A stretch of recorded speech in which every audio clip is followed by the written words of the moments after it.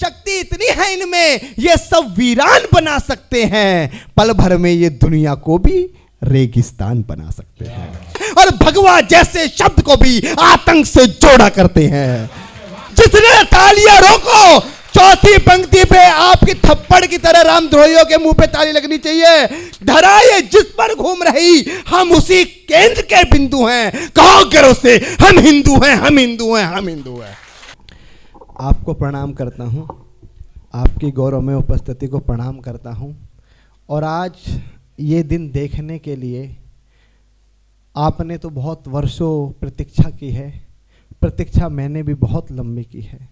2012 में एक बहराइच का कार्यक्रम मिला था, कवि सम्मेलन, तो देखते आ रहे थे, पढ़ते आ रहे थे कि राम जन्मभूमि विवादित जगह है, विवादित शब्द आता था। तो इच्छा थी कि एक बार दर्शन किए जाएं, तो गए। आप मुझे बताओ कि 2018 से पहले कितने लोगों ने राम जी के दर्शन किए? ईमानदार से हाथ उठाओ। 5-6 लोग हैं, 5-6 लोगों ने दर्शन किए। तो बहुत बेकार स्थिति थी, 5 जगह बैरिकेड्स थी, इतनी सी एक जाली थी कि एक आदमी निकल सकता है और सामने से कोई व्यक्ति नहीं आ सकता, और वो जाली ऐसे सांप की तरह घूम के फिर सीधे हाथ की तरफ, जब आप 200 मीटर चलते थे तो सीधे हाथ की तरफ एक फटा हुआ सफ़ेद रंग का तंबू था, उसमें मेरे मर्यादा पुरुषोत्तम की छोटी सी मूर्ति रखी थी। इधर बांस लगे हुए थे, इधर बांस लगे थे, बीच में बांस लगे हुए थे, और उन बीच वाले बांस पर एक सीआरपीएफ का व्यक्ति बैठा होता था जो कहता था निकलो निकलो निकलो, जल्दी चलो जल्दी चलो। मुश्किल से दर्शन करने वाले 150 लोग होते थे। तो वहाँ से जब मैंने दर्शन किए 2012 में, तो मैंने हाथ जोड़कर, मेरी आंखों से आंसू आ रहे थे, तो उसने सीआरपीएफ वाले ने मुझे ऐसा धक्का मारा कि बेटा आगे चलो। मैं आगे निकल गया, मैं देखता रहा, नेत्र लगातार सजल रहे, और मैंने मर्यादा पुरुषोत्तम से कहा कि मर्यादा पुरुषोत्तम, हमारे अंदर इतनी शक्ति देना कि तुम्हें से तंबू से आजाद करा सके, वरना मैं तुम्हारे दर्शन करने तब तक नहीं आऊंगा जब तक मेरे मर्यादा पुरुषोत्तम तंबू से नहीं आ सकते। पूरे ईमानदार, मैंने मां सरस्वती के मंच पे कभी झूठ नहीं बोला 4 तालियों के लिए, पूरे ईमानदारी से कह रहा हूं। मैंने जीवन भर, आज कवि सम्मेलन की यात्रा को लगभग 17 वर्ष हो गए हैं, बहुत छोटे से कवि सम्मेलन के मंच पे आ गया था। रोहिणी मेरी पाठशाला है, मैंने यहाँ पर राष्ट्र कवि संगम की गोष्ठी से शुरुआत की, राजेश चेतन दादा मंच पर बैठे हुए हैं।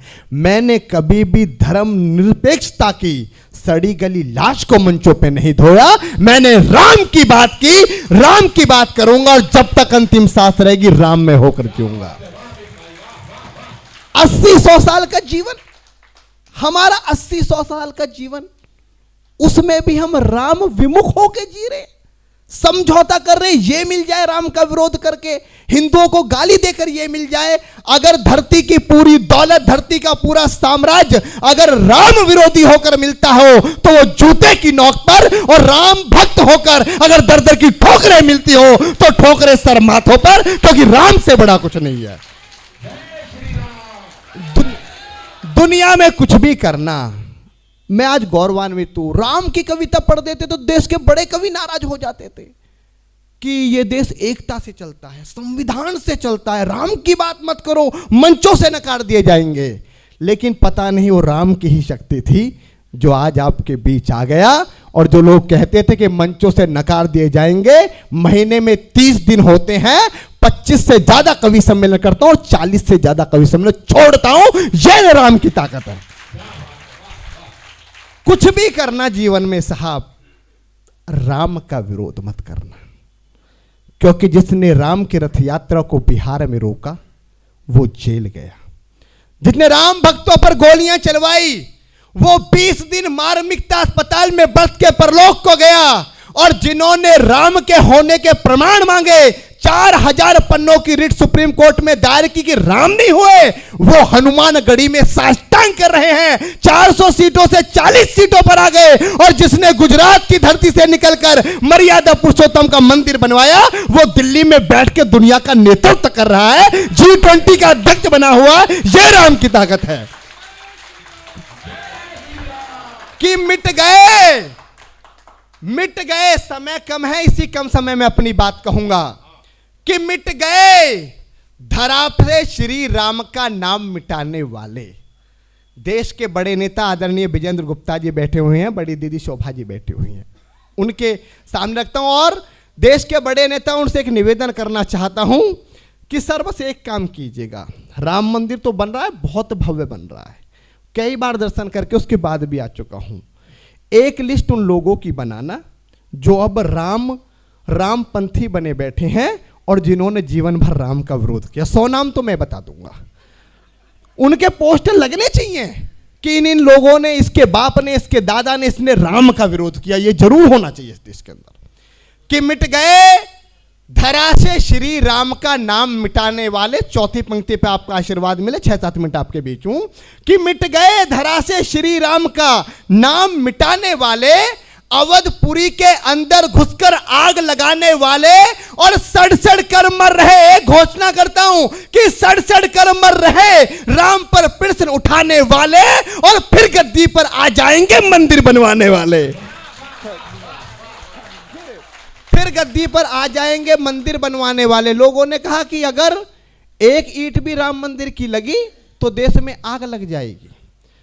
दादा ने कहा था कि राम जी के ऊपर पढ़ना है, मैंने सारा का सारा काव्य पाठ राम जी के ऊपर ही किया, राम जी के ऊपर लिखा है। लेकिन मैं रात सोच रहा था कि जिन लोगों ने कहा कि आग लग जाएगी अयोध्या में, उनको क्या जवाब दिया जाए। तो उनको कहता हूं कि वो बोल रहे थे जन्मभूमि पर एक पाषाण नहीं होगा, हम एक पत्थर तक नहीं रखने देंगे साहब। वो बोल रहे थे जन्मभूमि पर एक पाषाण नहीं होगा, चाहे कुछ भी हो जाए मंदिर निर्माण नहीं होगा।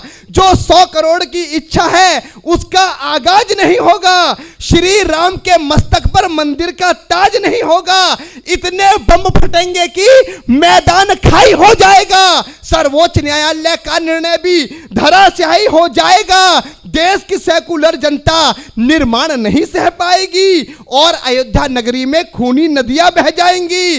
हम चिता सजा कर बैठे हैं, हम चिता सजा कर बैठे हैं, ये मौका आर पार का है। 22 जनवरी सन 24 और दिन भी सोमवार का है। जिसने मां का दूध पिया, जिसने तालियां रोको, चौथी पंक्ति पे आपकी थप्पड़ की तरह रामद्रोहियों के मुंह पे ताली लगनी चाहिए कि हम चिता सजा कर बैठे हैं। ये हम की चिता सजा कर बैठे हैं, ये मौका आर पार का है। 22 जनवरी सन 24 और दिन भी सोमवार का है। जिसने मां का दूध पिया, मंदिर की ईंट हिलाकर देखे, बुलडोजर तैयार खड़ा है, कोई अयोध्या जाकर देखे। हम चिता सजाकर बैठे हैं, हम चिता सजाकर बैठे हैं, बिल्डोजर तैयार खड़ा है, कोई अयोध्या आकर देखे। साहब, दुनिया में राम के जैसा शब्द नहीं है।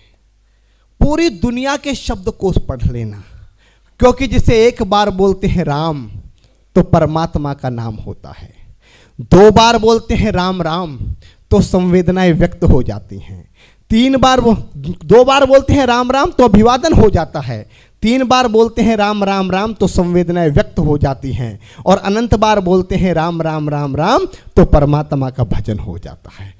और जब नल और नील पुल बना रहे थे तो मर्यादा पुरुषोत्तम एक बड़े से पत्थर पर बैठे हुए थे। उन्होंने भी एक पत्थर उठाया और अपना ही नाम लिखा और पानी के पास छोड़ दिया तो पत्थर डूब गया। तो मर्यादा पुरुषोत्तम सकुचा गए कि हमारे नाम पे काम चल रहा और हमारा ही डूब रहा है। तो नन्नील ने देख लिया, नन्नील ने कहा भगवान आप रहने दो, हम कर रहे हैं ना। तो उन्होंने कहा मैं नन्नील तुमसे पूछना चाहता हूं कि तुम मेरा नाम लिख देते हो तो पाषाण तैर जाता है और मैं छोड़ देता हूं तो डूब जाता है। तो नन्नील ने कहा कि जिसे अपने हाथों से स्वयं मर्यादा पुरुषोत्तम छोड़ दे, वो आदमी हो या पत्थर हो, वो तैर नहीं सकता, डूब ही जाएगा। लंका में खबर फैल गई कि किससे लड़ने जा रहे हो भैया, उसके तो नाम का पत्थर तैर रहा है, कैसे लड़ोगे, बहुत बड़ा मायावी है। पूरी लंका की सेना ने युद्ध करने से मना कर दिया। रावण ने भी अहंकार में कह दिया कि पत्थर तो रावण लिखा भी तैर सकता है। तो सब कहने लगे, पूरी सेना कहने लगी कि महाराज तैरा कर दिखाओ। वरना अगर हार ही निश्चित है तो मां सीता को लौटा दो, कम से कम जान तो बच जाएगी, लंका तो बच जाएगी। उन्होंने कहा जब सारी सेना ने युद्ध करने से मना कर दिया तो रावण नदी के किनारे गया। रावण आगे चल रहा था, मंदोदरी उसके बराबर में चल रही थी, पूरी सेना रावण के पीछे चल रही थी। रावण नदी के किनारे गया, रावण ने एक पत्थर उठाया, पत्थर पर रावण लिखा, पत्थर को पानी के पास लेके गया, पत्थर छोड़ दिया तो पत्थर तैर गया। लंकापति रावण की जय जयकार होने लगी, पूरी सेना खुश थी, पूरी प्रजा लंका की खुश थी, पर मंदोदरी खुश नहीं थी। मंदोदरी ने कहा कि प्राणनाथ, मैं ये बात जानती हूं तुम बहुत बड़े मायावी हो, पर इतने बड़े मायावी नहीं हो कि मर्यादा पुरुषोत्तम राम का पत्थर तो तैर गया कि रावण लिखा हुआ पत्थर तैर जाए। तो उसकी आंखों में आंसू आ गए। रावण ने कहा कि मंदोदरी तुम ठीक कहती हो, रावण लिखा हुआ पत्थर कभी भी पानी में नहीं तैर सकता। पूरी सेना ने युद्ध करने से मना कर दिया, मैं आगे आगे चल रहा था, तुम मेरे बराबर में चल रही थी, पूरी सेना पीछे चल रही थी। मैं नदी किनारे गया, मैंने पत्थर उठाया, पत्थर पर रावण लिखा, पत्थर को पानी के पास लेकर गया और पत्थर से मैंने कहा, पत्थर मैं तुझे पानी में छोड़ रहा हूं, तुझे मर्यादा पुरुषोत्तम श्री राम की सौगंध है कि डूबना मत। वो राम। और साहब बहुत गौरवान्वित हूं, क्योंकि इतिहास में क्या लिखा जाएगा पता नहीं, लेकिन मैं गर्व से कह सकता हूं, अपने बच्चों से कह सकता हूं, और मैं आप सब लोगों से कहना चाहता हूं कि जो मेरे पीढ़ी के बाद की पीढ़ी है, उन बच्चों को मर्यादा पुरुषोत्तम राम की शिक्षा देना, क्योंकि मंदिर तो बन जाएगा, कोई ऐसी ताकत ना हो जाए जो मंदिर को हाथ लगा सके। बच्चों में वो संस्कार पैदा करके जाना। एक बयान आ गया 2013 में, हिंदू आतंकवाद, भगवा आतंकवाद। जिस व्यक्ति ने हिंदू आतंकवाद कहा, भगवा आतंकवाद कहा, वो लाल किले से और संसद की प्राचीर से बोलने वाला कोई मुसलमान या ईसाई नहीं था, वो हमारा भूतपूर्व गृह मंत्री सुशील शिंदे एक हिंदू था। जब उसने हिंदू आतंकवाद कहा, भगवा आतंकवाद कहा, तो मुझे बहुत गुस्सा आया। मैं चाहता तो उसके विरोध में कुछ भी लिख सकता था, पर उसकी संस्कृति ऐसी थी, वो किसी को गाली दे। मैं अमित शर्मा, मैं एक सनातनी हिंदू हूं, मेरी संस्कृति ऐसी नहीं मैं किसी को गाली दूं। लेकिन उस व्यक्ति को यह बताने की कोशिश की कि हिंदू क्या है, हिंदुत्व क्या है, भगवा क्या है, क्योंकि अगर ये भगवाधारी आतंकवादी हो जाते तो दुनिया में सिर्फ भगवाधारी होते और कोई भी नहीं होता। एक कविता 5 मिनट की, बहुत कुछ पढ़ने का मन था, राम के ऊपर ही लिखता हूं, लेकिन मैं मंच के अनुशासन का एक सिपाही होता हूं, अनुशासन में ही अपना काव्य पाठ करूंगा। एक 5 मिनट की कविता आपके बीच में रखकर अपना स्थान ग्रहण करूंगा।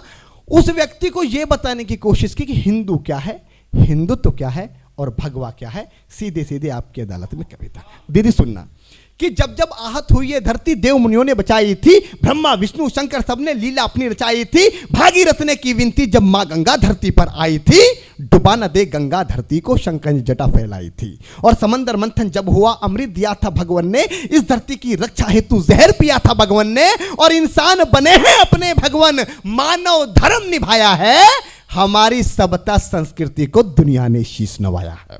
हमारी सभ्यता संस्कृति को दुनिया ने शीश नवाया है। भगवा वस्त्र किए धारण साधु भगवान हमारे हैं, धर्म के ये सच्चे रक्षक अंबर के चमकते तारे हैं। शक्ति इतनी है इनमें, शक्ति इतनी है इनमें, ये सब वीरान बना सकते हैं, पल भर में ये दुनिया को भी रेगिस्तान बना सकते हैं। और आज विदेशी आते हैं, और मुझे खुशी हो रही है, मेरे पगड़ीधारी भाई खड़े हैं सिख समाज से, जिन्होंने राम मंदिर की सबसे पहले रक्षा की जब बाबर का आक्रमण मंदिर के ऊपर हुआ था। और हमारे एक निहंग सिख ने, एक बहुत बड़े संत ने कहा कि जब तक अयोध्या का निर्माण होता रहेगा, 22 जनवरी तक हम लंगर का इंतजाम करते हैं, हम सारे राम भक्तों को खाना खिलाएंगे, ये हमारी ताकत है।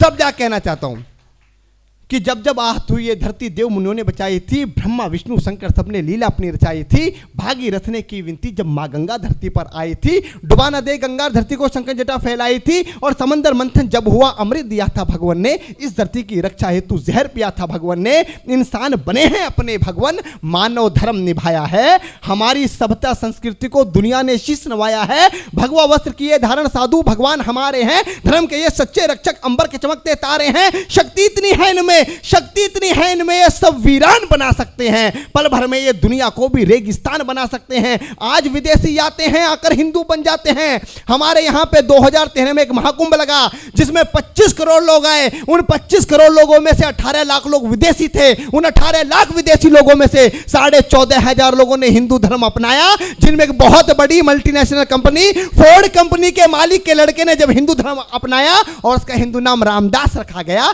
तब जाकर मैंने पंक्ति लिखी कि आज विदेशी जाते हैं, आकर हिंदू बन जाते हैं, राम राम जपते सारे सब भक्ति में रम जाते हैं। कठोर तपस्या क्या होती है, साधु सा तप कर देखो, शांति कितनी मिलती है। तुम ओम नाम जप कर देखो और धरा धरा धरा धरा धरा ये जिस पर घूम रही, धरा ये जिस पर घूम रही, हम उसी केंद्र के बिंदु हैं। कहो करो से, हम हिंदू हैं, हम हिंदू हैं, हम हिंदू हैं, हम हिंदू हैं, हम हिंदू हैं, हम हिंदू हैं। और हम ही सबसे आगे थे। सब कुछ इतिहास बता देगा। आज इतिहास उठाकर देखो, इस्लामिक कैलेंडर के अनुसार 1441 में है, इंग्लिश कैलेंडर के अनुसार 2023 में है, लेकिन हिंदू विक्रम संवत की बात करें तो आज हम 2070 में हैं और 71 में पहुंचने की तैयारियां कर रहे हैं। 57 साल तो इस दुनिया से हम लिखित रूप में आगे हैं। और मित्रों, हमारे पास यह भी आंकड़ा है कि इस धरती माता को बने हुए लगभग 1 अरब 96 करोड़ वर्ष हो गए हैं। तब जाके कहता हूं कि हम ही सबसे आगे थे। सब कुछ इतिहास बता देगा, जमी बता देगी, किससे सारा आकाश बता देगा। दुनिया मांस चपकाती थी, हम फसल उगाया करते थे, लोग घूमते थे नंगे, हम बदन छुपाया करते थे। ऐसे मत निकलो, जब कविता खत्म हो जाए तब निकलो। हम ही सबसे आगे थे। सब कुछ इतिहास बता देगा, जमी बता देगी, किससे सारा आकाश बता देगा। दुनिया मांस चपकाती थी, हम फसल उगाया करते थे, लोग घूमते थे नंगे, हम बदन छुपाया करते थे। जब दुनिया वाले किसी पेड़ के नीचे सो जाया करते थे, उसी समय पर हम ही थे जो घर को बनाया करते थे। उसी समय पर हम ही थे जो घर को बनाया करते थे। सत्य, अहिंसा और धर्म का हमने सबक सिखाया है। भैया बैठाओ।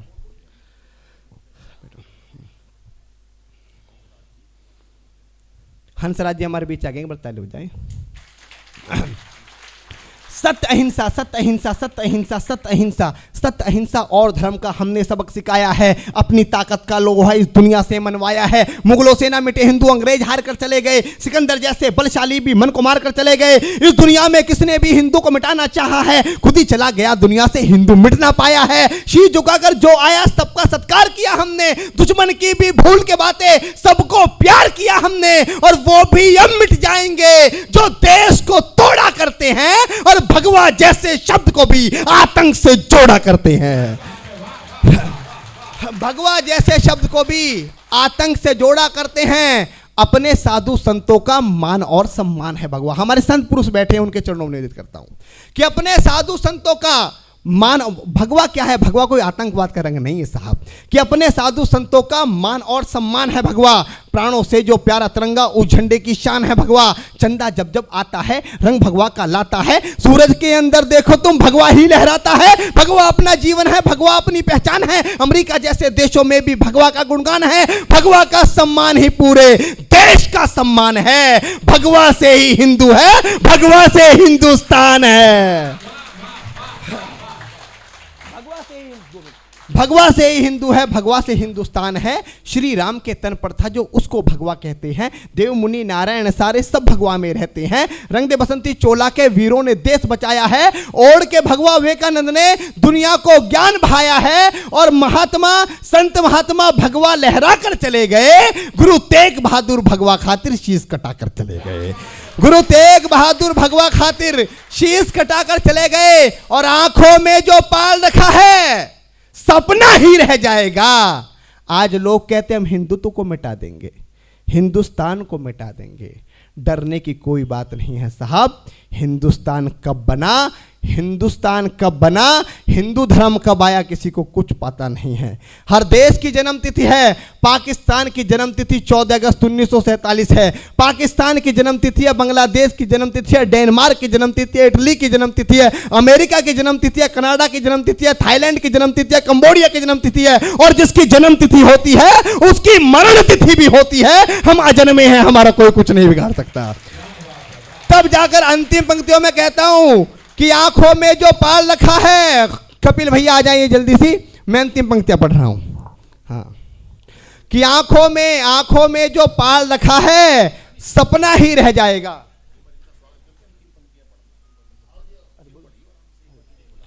मैं निवेदन करता हूं कपिल मिश्रा भैया सीधे मंच पर आ जाएं, प्रदेश उपाध्यक्ष भारतीय जनता पार्टी।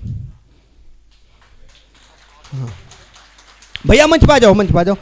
हम चाह रहे हैं आप, हम स्वागत कर दें आपका, ताकि बीच में डिस्टर्बेंस ना हो। आ जाओ, अरे आ जाओ। आप तो कह रहे थे अच्छा अच्छा, कि आंखों में जो पाल रखा है सपना ही रह जाएगा। हमारे कपिल मिश्रा जी जब राम भक्त हुए तो इनको जीवन में सब कुछ मिला।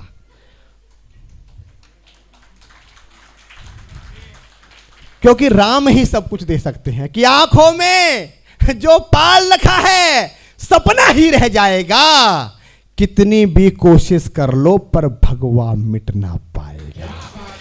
कि आंखों में जो पाल रखा है सपना ही रह जाएगा, कितनी भी कोशिश कर लो पर भगवा मिट ना पाएगा। अरे जलते दीपक में भगवा है, कब तक उसे बुझाओगे, और भगवा मिटाने वालों कैसे सूरज चांद मिटाओगे। इस छोटी उम्र में ये जज्बा तेवर देखकर आपको कैसा लगा, एक बार बताओ अमित को।